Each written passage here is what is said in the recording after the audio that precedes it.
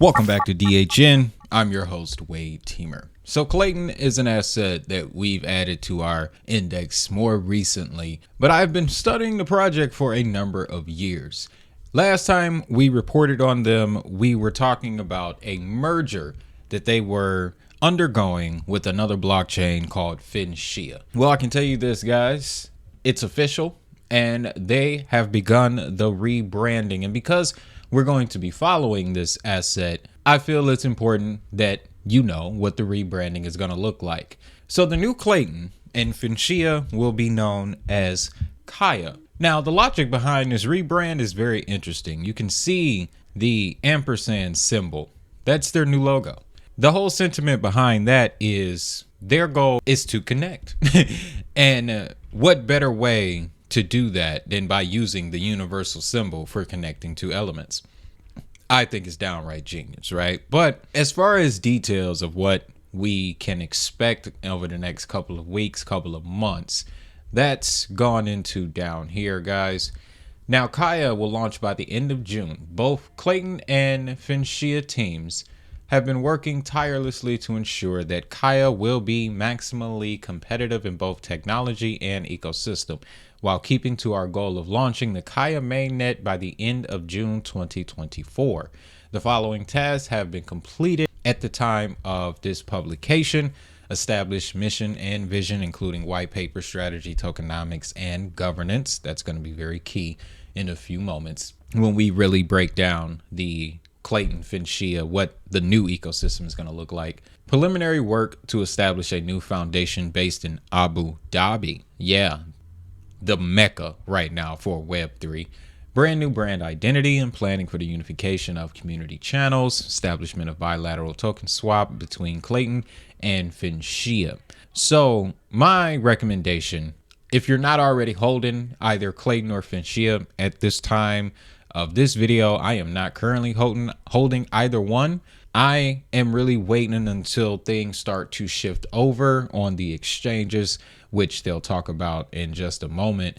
This is a situation that's a lot similar to another project we were talking about, Fetch AI. They're going through a merger right now, Fetch, Singularity Net, as well as Ocean Protocol. And I did hear some of you say that you have seen the new token on exchanges. I bring that up because it's an example of a process that is not quite common in crypto. So watching how it unfolds will give us an idea of how it will unfold here. So again, currently not holding at the time of making this video, but I am very highly interested. And again, by the end of this, I'll share with you the biggest reason why I'm definitely going to make a move into Kaya. Now, next on their list would be the integration of Klaytn and Finshia's community, social channels, the staffing and establishment of the Kaya DLT Foundation in Abu Dhabi, and the rebranding of infrastructural assets such as wallets and blockchain explorers, as well as communicating with exchanges where Klay and FNSA are listed to update their listings to Kaya. By the end of June, we expect to finalize preparations for the DLT Foundation launch, as well as token swap service, testnet, mainnet, and governance platform, alongside enhanced user and community delegation capabilities. So we are approaching June. It's the middle of May. So I'm assuming in the next couple of weeks, we're going to get that detailed timeline. Now, what this is going to look like is going to be pretty interesting, ladies and gentlemen. So among the many reasons why I'm adding Klaytn to the index, the DHN index over here, is because they have a setup a lot similar to Hedera. When I first discovered Hedera's governing council, it was unique. I thought it was one of a kind. Never thought I'd see it again until I stumbled upon Klaytn.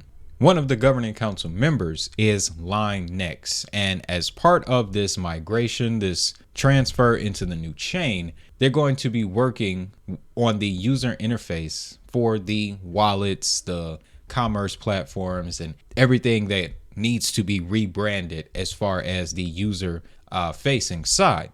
LineNex is a very interesting company because of who they connect this new Kaya network to. And again, we'll talk more about that in just a moment. But things are already accelerating with this new chain. Wombat and Izumi will be bringing their DeFi capabilities to Kaya, and this is just as it sounds. It's a DeFi platform, automated market maker, liquidity as a service tool. These are necessary for networks to grow. I'm understanding that DeFi in its form, it's kind of merging into traditional financial channels. So that means that wherever there is commerce, wherever there's an exchange of value or money, the new iteration of that is going to be based off DeFi. So good to see those type of players already being established from the beginning. This was very cool too. We already have an analytics dashboard up to give us some numbers that we can track. Right now, total value locked is at about 6.5 million. That's good to see. Nice amounts of volume as well. Millions of dollars looks like on average per day. Another thing that I noticed that stood out was, look at the top pools, USDC. Now, I know I was making an attempt to keep things as local as possible, but with gaming, it's a lot harder. However, the distinct advantage with Klaytn or Kaya now, it lies in the ecosystem players. We take a look at the Klaytn ecosystem. They don't just specialize in games, guys. It's a multi-purpose layer one, like we're familiar with. But I really believe their strongest angle is gaming, particularly mobile gaming. Let me show you a couple titles that caught my interest. Now, this first one here, Crypto Golf Impact. Ladies and gentlemen, I downloaded this and did not know it was a blockchain game until I started to fish around. Then we have another title, Meta World, another blockchain game running on Klaytn. This is similar to Monopoly Go, in my opinion, and that game took off. It really did. But this was the title that really had me hooked on Klaytn, and I did not realize that this was running on a blockchain. This gave me Tekken vibes from back in the day. Virtual Fighter 4, Dead or Alive. Let me know if you remember Dead or Alive series. Yeah, I'm taking you all the way back, all right? I done played me some fighting games, okay? That's what this reminds me of, guys. And they've been building out more additions to these games. And another thing I want you to notice, Apple Store, Google Play Store. Apple, Google Play Store. Again, Apple, Google Play Store. Contrary to what most people might think, this is not easy to do. And it was even more difficult when Google and Apple had restrictions on blockchain games. It was only within the last 12 to 18 months when Google allowed for these games to be marketed on the Play Store. And up until now, the only blockchain Web3 games that I've seen, a lot of them are coming from Klaytn. Now, this is saying something because, of course, you guys know that I'm a big fan of Immutable X. They have a lot of titles coming out. They're going to be pretty big, but they seem to be PC based. Not a lot of mobile game development, not yet. However, with Klaytn, they started there. And the reason they're able to do that, again, ties back into their governing council. Now, this is the full governing council, right? Recently, they added some new members. The most recent would be DWF Labs. But when you scroll down this list, what you'll see is a list of Korea's biggest entertainment, video game, messaging, payment companies. So if I call Hedera America's DLT, Kaya is going to be the DLT for South Korea, for Singapore, for the Asian market, for sure. And it's really going to be because of Netmarble. Now, Netmarble is a company you've probably never heard of, but ladies and gentlemen, they've been working in mobile game development since the year 2000. You may not know their name, but I guarantee you've played one of their games. That's the ability, that's a reflection of what it's going to look like when the mainstream gets involved. They don't need to know that this game is running on blockchain. They just need to know that the game is fun to play and that it works. And when we look at these titles, they're real simple. This game was very fun. It was a great way to kill time. All right. Haven't played this one yet. I can imagine a similar experience. This one I've played. Me and my son have played this game together. So I know this one has some staying power. But the point is, again, I'm not trying to shield these game titles. I'm not trying to pump anything. I'm just highlighting the fact that when it comes to Web3 games, there's an opening in the market and it's centered around mobile gaming.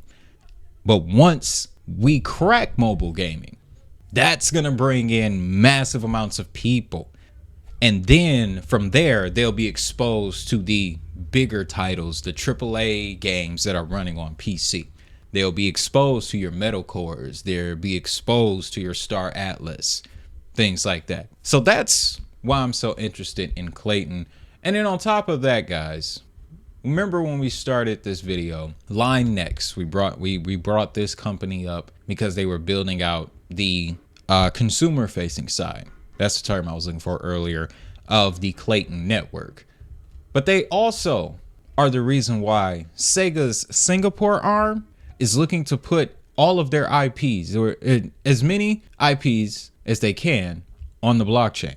This is a very interesting story. Let's dive into this for a second. Sega and Line's Web3 venture Line Next have signed a partnership featuring an IP deal, which was officially announced in July of 2023. In conjunction with the news, it was revealed that Sega would bring one or more of its game IPs to Game Dozy, which has since rebranded to Dozy Platform and launched earlier in January. On the back of the joint venture, Sega Singapore, which is a subsidiary of the Sega Group and the team in charge of Sega's general Web3 business, has recently become a governance member and node validator on Finshia's blockchain. So that's very key. With the merger in the process, remember, they said governance would be involved. So this means now Finshia's governing council and Klaytn's governing council, they're all one. Klaytn already had 34 members. I think Finshia had about 10 or 12. Dara might have some catching up to do, but they're in two different mediums, so I'm okay. I'm okay with this because Klaytn also has a lot of blockchain gaming alliances, nonprofits that want to promote the industry altogether.